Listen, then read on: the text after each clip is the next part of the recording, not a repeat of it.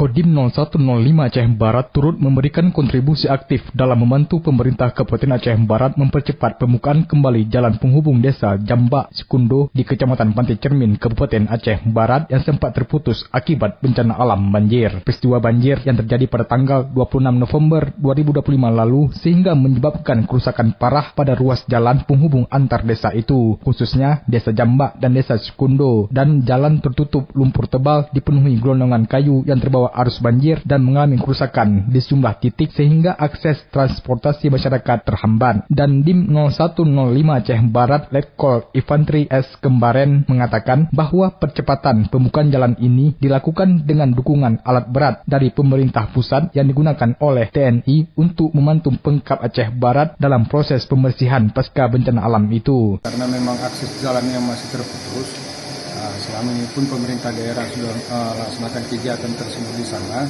Jadi saat ini kita membantu percepatan. Jadi kemarin kita didukung satu